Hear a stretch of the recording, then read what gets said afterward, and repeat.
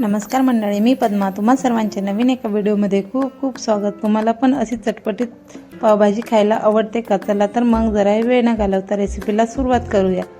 असेच नवनवीन व्हिडिओ बघण्याकरता अजूनपर्यंत चॅनलला सबस्क्राईब केले नसेल तर सबस्क्राईब करा. त्यासाठी लागणारे साहित्याकरिता हिरवेगार वाटाणे, 2 शिमला मिरच्या, फुलकोबी, नॅचरल कलर येण्यासाठी 1 बीट, 2 कांदे, 2 टोमॅटो,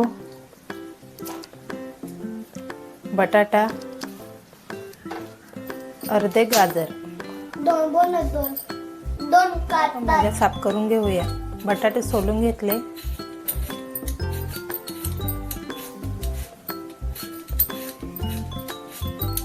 ही भाजी बनवायला अगदी सोपी व झटपट तयार होणारी. ही भाजी मी कुकरमध्ये बनवणार आहे. त्याला जराही वेळ लागत नाही. 2-3 शिट्ट्या कुकरला घेतल्या की भाजी तयार होते. बनवण्याची एकदम सोपी ट्रिक दाखवणार आहे. मी सांगते, या पद्धतीने जर एकदा बनवली तर पुन्हा पुन्हा बनवून खाल अशी भाजी तयार होते.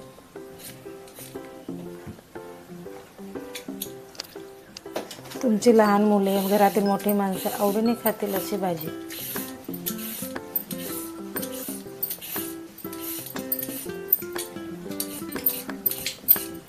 चला तर आपण आता पटापट भाज्या साफ करून घेऊया व कट करून घेऊया. मी आता बीट सोलून घेत आहे. बीट बटाटा सोलून कट करून घेणार आहे. त्याचप्रमाणे सर्व भाज्या स्वच्छ धुवून त्यासुद्धा कट करून घेणार आहे. ज्याप्रमाणे व्हिडिओ दाखवते त्याप्रमाणे सर्व भाज्या स्वच्छ करून कट करून घेणार.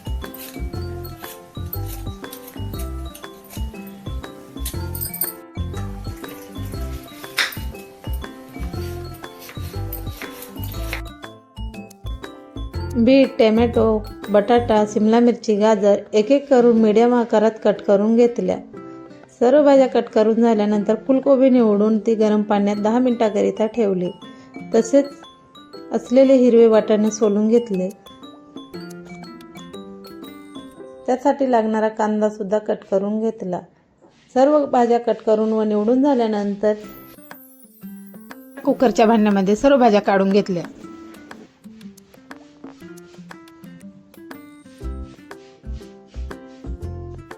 त्यात 1.5 ग्लास पाणी घातले.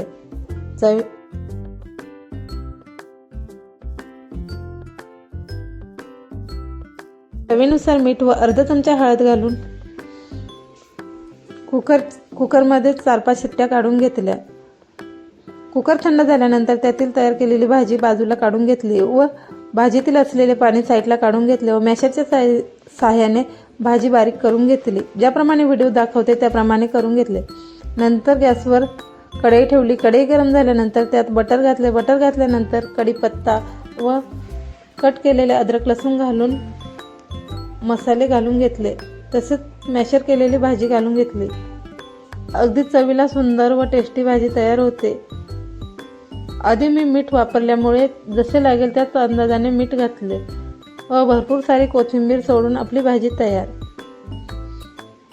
चवीला अप्रतिम अशी भाजी तयार होती. म्हणून थोडासा पावभाजी मसाला घातला.